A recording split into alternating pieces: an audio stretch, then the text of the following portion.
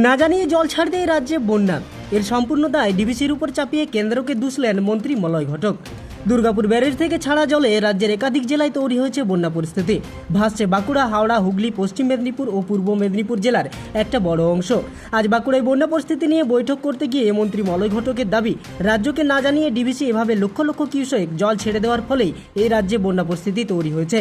কেন রাজ্যে বন্যা পরিস্থিতি তৈরি হলেই অভিযোগের আঙুল তোলা হয় কেন্দ্রের বিরুদ্ধে? কেনই বা কেন্দ্র রাজ্য যৌথভাবে এই সমস্যার সমাধান করা যাচ্ছে না? এই প্রশ্নও কৌশলে এড়িয়ে যান মলয় ঘটক। বন্যা পরিস্থিতির সৃষ্টি হয়েছে, সেখানে যারা এফেক্টেড তাদের যাতে রিলিফ পৌঁছায় ঠিক সময়ে, তাদের যাতে রিলিফ ক্যাম্পে ঠিক সময়ে শিফট করানো যায়, যার জন্য প্রশাসনিকভাবে কতটা কাজ হচ্ছে এবং না হচ্ছে সেটা খতিয়ে দেখার জন্যই আজকে এই সভা। ডিজাস্টার ম্যানেজমেন্ট থেকে শুরু করে, হেলথ ডিপার্টমেন্ট থেকে শুরু করে, ডিএম, এসপি, বিডিও, প্রশাসনের সমস্ত মানুষরা সজাগ আছেন এবং আমাদের যারা জেলা পরিষদের সদস্য আছেন, যারা গ্রাম পঞ্চায়েতে আছেন, যারা বিধায়ক আছেন, যারা সাংসদ আছেন এবং আমাদের মন্ত্রী আছেন জ্যোৎস্না, সবাই কিন্তু বন্যা পরিস্থিতির দিকে যাতে মানুষের কোনো ক্ষতি না হয়, মানুষের যাতে কোনো অসুবিধা না হয় সেদিকে আমরা নজর রেখেছি। আশা করি আমরা এই পরিস্থিতি কাটিয়ে উঠতে পারব। দামোদর থেকে জল ছাড়ার জেরে মানে মূলত কত মানুষ এই মুহূর্তে এফেক্টেড হয়ে রয়েছে, কোন কোন ব্লকে? দেখুন, আমাদের কাছে যা রিপোর্ট আছে তাতে টোটাল এফেক্টেড হচ্ছে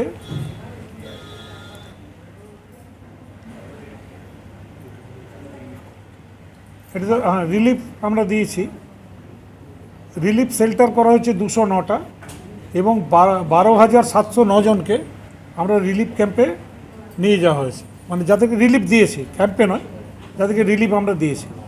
এবং 6টা ব্লক এফেক্টেড হয়েছে। এই 6টা ব্লক হচ্ছে মেজিয়া, সালতোড়া, বড়জোড়া, ইন্দাস, পাত্রসায়র এবং সোনামুখী। এই 6টা ব্লকের বিভিন্ন পঞ্চায়েত এলাকায় এফেক্টেড হয়েছে এবং 12,709 পরিবারকে আমরা রিলিফ পৌঁছে দিয়েছি এবং 209টা রেস্ট শেল্টার করা হয়েছে। প্রতি বছর বন্যা হলে আপনারা কেন্দ্রের ঘাড়ে দায় চাপান, ডিবিসির ঘাড়ে দায় চাপান, আবার ডিবিসি বলে যে রাজ্যকে আগাম জানানো হয়েছিল। কেন এই কোঅর্ডিনেশনটা তৈরি করা যাচ্ছে না? দেখুন, সেটা তো কেন্দ্র বলতে পারবে। যদি জানানো হয় তারা তো লিখিতভাবে জানাবে, তারা তো তাহলে বলতে পারবে যে আমরা জানিয়েছি। কিন্তু এইবারে যে জল ছাড়া হয়েছে এটা কিন্তু প্রশাসনের কেউ জানাবে। কৃষি প্রধান এলাকা যেগুলো রয়েছে প্রচণ্ডভাবে ক্ষতিগ্রস্ত হয়েছে চাষিরা, সেক্ষেত্রে তাদের কাছে কীভাবে? দেখুন, আমি সেদিক দিয়েও মাননীয় মুখ্যমন্ত্রীকে ধন্যবাদ জানাই যে আমাদের রাজ্য একমাত্র ভারতবর্ষের রাজ্য যেখানে কৃষি ক্ষেত্রে যদি কোনো ক্ষতিগ্রস্ত হয় তার জন্য কিন্তু ইন্স্যুরেন্স থাকে, ক্রপ ইন্স্যুরেন্স। এবং ভারতবর্ষের সব জায়গাতে ক্রপ ইন্স্যুরেন্সের যে প্রিমিয়াম, সেই প্রিমিয়ামটা যারা চাষি তাদেরকে দিতে হয়, কিন্তু মাননীয় মুখ্যমন্ত্রী আমাদের রাজ্যে সেই প্রিমিয়ামটাও সরকার থেকে দিয়ে দেন। অর্থাৎ চাষিরা যদি ক্ষতিগ্রস্ত হন তাহলে তারা ইন্স্যুরেন্স থেকে সাহায্য পেয়ে আসছেন এবং এবারেও পাবেন এবং তার জন্য কোনো টাকা তাদেরকে দিতে হয় না। সামনে তো পুজো, সেই পুজোর সময় যে সবজি সেটা একটা ঘাটতি দেখা দেবে এবং বাজারে ঊর্ধ্বমুখী দাম বাড়বে। সেটা আমরা এখানে আলোচনা করেছি, সেই পরিস্থিতি কিভাবে মোকাবেলা করা যায় তার জন্য আমাদের এখানে যারা এসেছিলেন অনেকেই সাজেশন দিয়েছেন, আমরা চেষ্টা করছি। এবং আপনারা দেখেছেন হয়তো মাননীয় মুখ্যমন্ত্রী তিনি প্রতিনিয়ত বৈঠক করছেন যাতে আলুর দাম না বাড়েন, যাতে অন্যান্য সবজির দাম না বাড়ে, এবং রাজ্য সরকার মানুষের পাশে ছিল, আজকেও আছে, আগামী দিনেও থাকবে।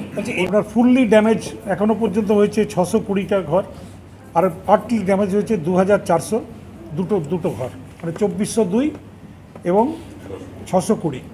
বলছি এই মুহূর্তে রাজ্যের মুখ্যমন্ত্রী বিভিন্ন বন্যা কবলিত এলাকা পরিদর্শন করতে বেরোচ্ছেন, তো সেই জায়গায় বাঁকুড়া কি রয়েছে আর আমাদের উপত্যকা অঞ্চল ঘুরে দেখা পরিদর্শন? দেখুন, মাননীয় মুখ্যমন্ত্রীর নির্দেশ পেয়ে আমি বাঁকুড়ায় পৌঁছে গেছি এবং বাঁকুড়ায় পৌঁছে আমি সকালবেলা থেকে কিন্তু বন্যা কবলিত এলাকাগুলো ঘুরছি এবং তারপরে সরাসরি এই মিটিংয়ে আমি ঢুকে গেছি। সুতরাং তিনি মানুষের পাশে সবসময়ই থাকেন। জেলায় কি মুখ্যমন্ত্রী আসার সম্ভাবনা আছে? দেখুন, সেটা তো আমি পরবর্তীকালে হয়তো বলতে পারবো। আপনি তো বড়জোড়া ব্লক এলাকায় তো গিয়েছিলেন পরিদর্শনে, হ্যাঁ, সেখানে কি পরিস্থিতি দেখলেন? সেখানে মানুষ খুব খুশি।